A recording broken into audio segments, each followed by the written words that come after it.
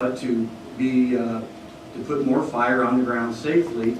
And then I think we had an insurance person either there, or it was at a shade tree short course, where it might have even been the same gentleman that said, you know, hey, Iowa, if you want to burn, you know, be insured, you need to have a plan, and you need to, you know, have, you know, some consistency. And so that's what we tried to do. And then it kind of became obvious that, like, Moats and all those guys, I call them the guys that carry tents, or, you know, shelters, sorry.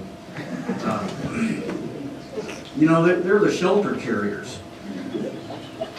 And we were the rest. You know, you go talk at Winterfest and, you know, hey, has anybody ever tried wearing Nomex? No, we can't afford it. Well, if really could maybe put some grants together, we could probably do this, you know, and we talk at Winterfest, and there was just a lot of opposition. We didn't want to move forward. So the older you get, you start making mistakes. And, you know, Mike here, we burned some ground up once that we shouldn't have. And so with things like that, you start, maybe I need to, you were there, you know, and it's pretty humbling. It was a big mistake. And so we needed to, you know, upgrade our equipment. And there's really no one to show us how to do roadsides. Either it's not like you can go to the roadside burning manual, and you're it. I'm it. 22 years. You guys kind of step it up. So it was really nice to be a part of this cadre. What does cadre even mean? I'm not really sure. I looked it up. Don't worry. Shepherds. Military duck herders. So, you know, here we are, and I didn't take some notes here. Let's see. You know, it's everything we've talked about, you know, from just being more professional is what I learned. Not only was I teaching some of this stuff, but I was learning is, you know, remembering, you know, honesty and integrity compared to be a sport, don't report. You know, doesn't go very far. Terminology, slop over, mineral line, you know, the lady yesterday, oh, we blow it in the bare dirt. Well, that'd be a mineral line to me. Drop points, ignition points, things like that. And Scott, you didn't put my favorite star chevron up there today.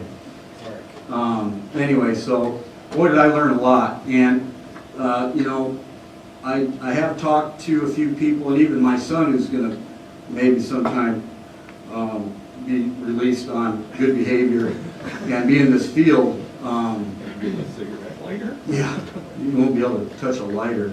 But you know, he's like, oh yeah, we're down there at Camp Dodge at that burn school. What certification is that?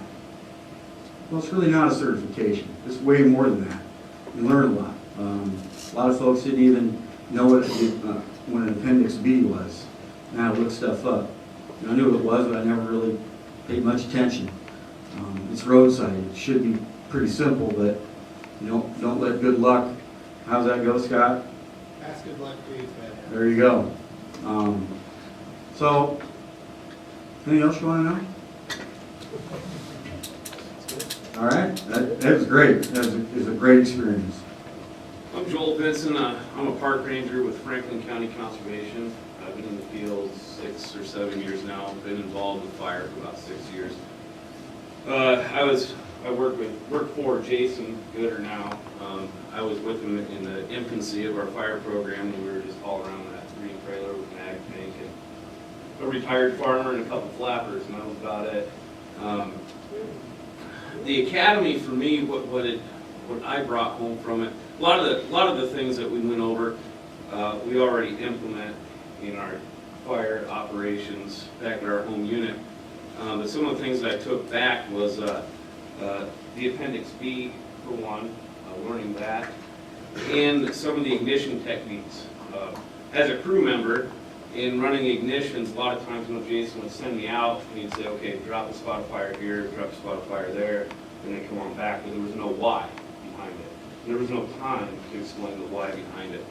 Well, now I know the whys, and having some of this knowledge now, knowing from past experiences, none of us, including the burn boss, is immune from being pulled off the fire line for any number of reasons, whether it's a medical issue, a family emergency, or something of that nature. Now having this expanded knowledge, without having to drive down to Missouri to get SQ90 certified or anything like that, I'm confident in stepping into that position if Jason has to be pulled off. So yeah, it was an excellent and inexpensive way to get advanced training in what we do. Hi, I'm John. I'm a pyrobotanist. I use that term loosely because there's a lot of botanists in this room, and I didn't mean to insult. I'm a 50-year-old guy. I've been 23 years in structural firefighting. My office is a 68,000-pound ladder truck with a 100-foot stick on it. So I came into this, and I own some land. So I'm like a one-guy, one-acre burn boss. That's my experience coming into this. So a lot of this was a lot of really out of my comfort zone. I know a lot about fire in a box, but you put it out on the land, and I'm kind of like any other city. What do I do? So for me, it was great. The cadre was top notch. They work well together. You know, it's hard to tell here.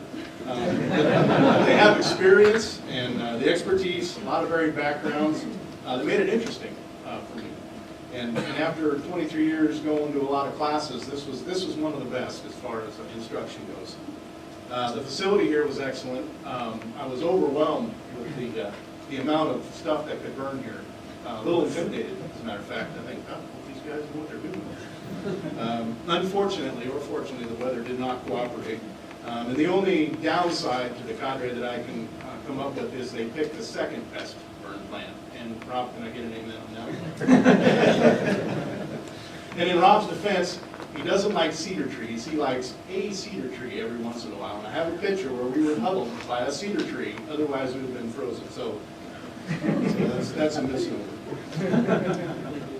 One of the best things is we worked as crews. A lot of the guys in this class were half my age with twice the experience on prescribed burning. Fortunately, I've had a lot of incident management training, so I was able to interact well with them using their experience and my wisdom, I guess. So that was a very, very rewarding part of it. It was hands-on. The ignition techniques was a great eye-opener.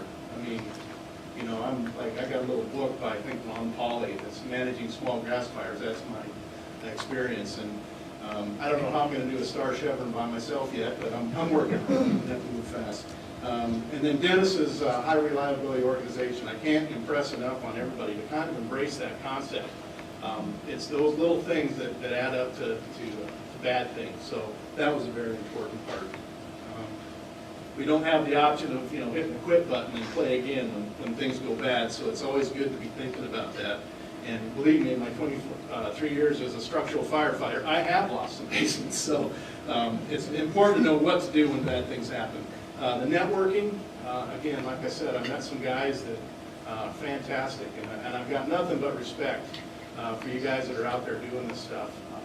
And I just wish the rest of the world would kind of catch a clue as to what this is all about and why it's important. You know, whether you live in a city or out in the country, whether you've got 3 acres or 100 acres, it's so important, and I wish people would get that message outside our little group. That's why it feels good to come to these things for me, because you know, I go to work and I say, God, I saw this swarm, must have been 3,000 bees fly over my place. And they're so old, you know. So it's nice to come here and hear other people get excited about small things. But I hope for this academy, since this was the first one, and we talked about a little bit of that with the scary insurance guy, Mr. Riggins. He's not scary, but what he was saying was maybe making this more of a professional thing. Maybe you know, make this the certification kind of thing, rather than traveling to Missouri or out west. Maybe that could happen. And maybe make it a more professional thing too.